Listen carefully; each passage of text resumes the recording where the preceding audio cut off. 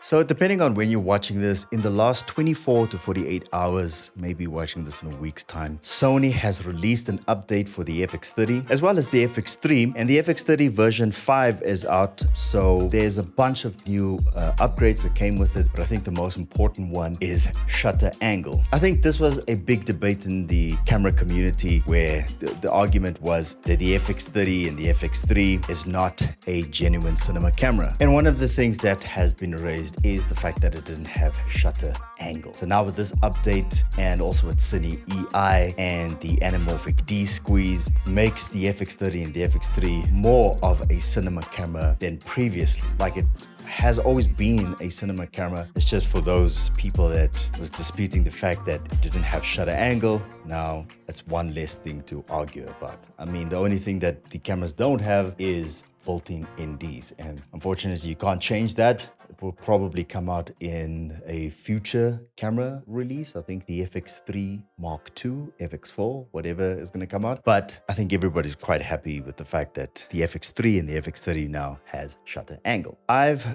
linked the links in the description down below. So if you want to go download the latest update, if you don't have it, it's quite simple and easy. You just need to make sure that you are on version 1.05. If you're still on version 1.04, you first need to update to 1.05, and then you will be able to install and update the latest firmware. So in my case, I was on firmware 4, which was quite easy and simple to update. So what you need to do is you need to go to the link that's in the description down below, download the update, take that update and put it on an SD card. But what you need to do is just make sure that the SD card is formatted within the camera. Just make sure you don't have any footage that you need on there. So you need to obviously erase the card, and within the root directory, just make sure that you copy the file onto the SD card, and then you just slot it into the FX30 or the FX3. Navigate to settings, go to version, and then what you do is you install the software. Just make sure that your battery is charged, but it takes about 10 minutes to install, and that's it. Then you have shutter angle onto your FX30 and your FX3, and that's how simple it is. Thank you very much for Sony for listening to the community. It's quite exciting that now finally we've got shutter angle on these cameras, and I think that everybody that has an FX30 is going to appreciate that. And I think that a lot of people that was doubtful and on the fence with the FX30 or the FX3 now will probably get themselves these cameras. Tell me what you think about it. Are you excited about shutter angle feature? Are you still on the fence with these cameras? And are you also maybe one of those other people that does not consider the FX3 or the FX30 to be